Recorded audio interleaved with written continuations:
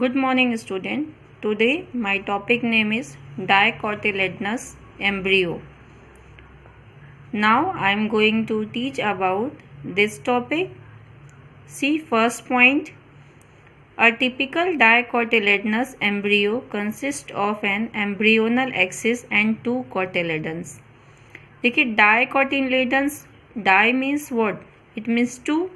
Cotyledonous it means जिस embryo में दो कॉटिलेडन्स होंगे उस टाइप का जो एम्ब्रियो बनेगा उसे हम कहते हैं डाइकोटिलेडनस. ठीक है, तो कल हमने ऑलरेडी आपसे डिस्कस किया था. Now you see the diagram. Mature embryo तक मैंने आपसे डिस्कस किया था. ठीक है, तो look at the diagram. First mature embryo, this one is the mature embryo. ठीक है, तो मैच्योर एम्ब्रियो में radicals are seen and two cotyledons. ठीक है, तो two cotyledon in there and one is their radical. This one is the mature embryo.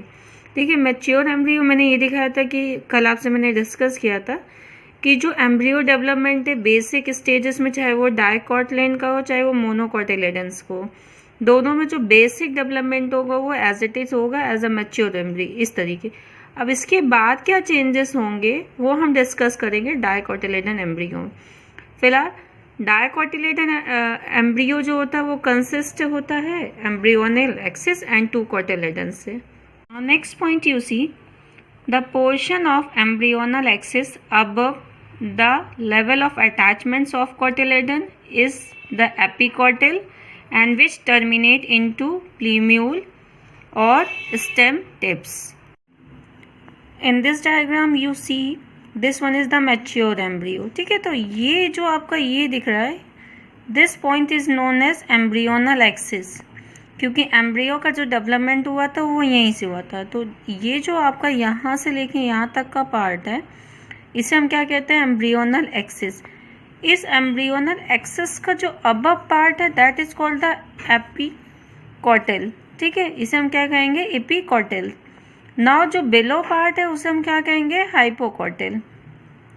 Epicotyl से यहाँ पे कोटिलेंस जो होंगे वो टर्मिनेट हो जाएंगे और टर्मिनेट होने से किसे हम क्या कहेंगे? इसे हम कहेंगे प्लूम्यूल. ठीक है, तो plumule.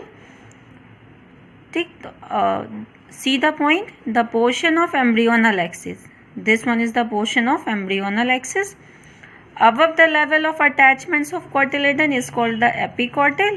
They terminate into the plumule or stem tips. ठीक है, now downside मतलब next point is that the portion of embryonal axis below the level of attachments of cotyledon is the hypocotyl. ये below, ये नीचे वाला part है, that's called the hypocotyl. They terminate into the radicle or root cap. ठीक है, तो ये हुआ डाइकोटिलेडनस एम्ब्रियो का किस तरीके से चेंजेस हुए. ठीक है, तो dicotyledonous embryo, how to convert by the mature embryo, what changes are there, where have a two cotyledons, one is there epicotyl and down side is there hypocotyl. Hypocotyls terminates into the radicle and root cap and epicotyl terminates into the plumule or stem tip. Done. Now next topic is there monocotyledonous embryo. See this monocotyledonous embryo. ठीक है, monocotyledonous embryo is there. The monocotyledonous embryo possesses only one cotyledon. इसमें क्या होता है? One cotyledon ही consist होता है. Dicotyledon में to cotyledons थे. In the member of grass family, example rice, maize, etc., it is situated towards one side lateral of the embryonal axis and is called the scutellum. ठीक है, scutellum. Now you see the diagram where have the position of scutellum. This one is the diagram of the monocotyledonous embryo. ठीक है, monocotyledonous embryo में आप देखिए one cotyledons are there. ये है. ठीक है, तो ये एम्ब्रियोनल सिंगल मतलब एम्ब्रियोनल जो एक्सिस है इसे हम क्या कहेंगे? स्क्यूटेलम. ठीक है, scutellum are there. Down side are there radical. Radical terminate into the root cap Now see the second point. The embryonal axis has the radicle on its lower end and which is covered by undifferentiated sheet called the caulerisia. The upper end of the embryonal axis has a shoot apex or plumule with a few leaves, primordial, which is covered by a hollow foliar structure called the coleoptile. The portion of the embryonal axis above the level of attachments of scutellum is the epicotyl and below in the hypocotyl. Now see the diagram. All terms are there. See, one cotyledons are there. ठीक है. This part is called the epicotyl. मतलब upper part is the epicotyl and downside is the hypocotyl. This convert into the scutellum. ठीक है. It means epicotyl is there. Scutellum is the epicotyl. Now downside part is their radicle. Radicle undifferentiated part are there. Root cap, caulerisia. ठीक है. Inside you see the epiblast cells are there. Now in this one is their shoot apex. All this terminology are given in here according to your points. Now next topic is their sheet. ठीक है. Sheet, first point see. Sheet is the final product of sexual reproduction and is often described as fertilized ovule. Ovule से seed बनता है. ठीक है, क्योंकि ovule convert into the seed. तो now next point you see, it is formed inside fruit and consist of seed coat, cotyledons and an embryonal axis. देखिए, fruit के अंदर जो पार्ट कंसिस्ट होता है, क्या क्या मिलेगा हमें? शीट कोट रहता है, कॉटिलेडन्स होता है और एम्ब्रियोनल एक्सिस. ठीक. The integuments of ovules harden and form tough protective seed coat. जो ओव्यूल का इंटेग्यूमेंट्स पार्ट था वो कैसा हो जाएगा? हार्ड हो जाएगा, जो टफ प्रोटेक्टिव शीट कोट का फॉर्मेशन करता है. Now micropyle remains as a small pore in the seed coat.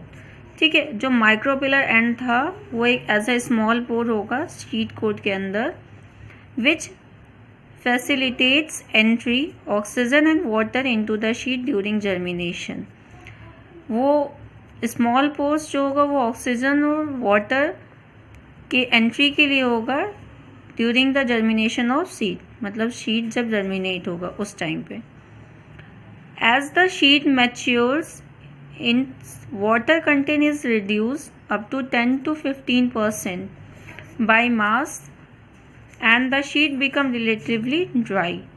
जब शीट्स मैच्योर होता है वाटर कंटेंट्स जो होंगे वो कम हो जाए up to 10 to 15% by mass. ठीक है, तो seed become a dry. The seed में enter the state of inactivity called the dormancy and germinate only when the favourable condition are available. Seed के जर्मिनेशन का कुछ टाइम पीरियड होता है कि डिफरेंट टाइप्स के शीट्स जो होते हैं वो जर्मिनेट होते हैं अपने सीजन के अकॉर्डिंग. तो अगर उनका फेवरेबल कंडीशन अवेलेबल होगा तो they can be germinate, otherwise they are inactivate. Now mature seeds may be albuminous और non albuminous. Two type seeds are there. Albuminous seeds. Now see the point, albunous sheets. ठीक है, albunous sheets retain a part of endosperm as it is not used up during embryo development. Example wheat, maize, barley, castor and sunflower. देखिए, albunous sheets वो sheets हैं जिसमें जो endosperm का जो कुछ पार्ट होता है वो completely यूज नहीं हो पाता है during the embryonic development. Now next is there in non albuminous sheet.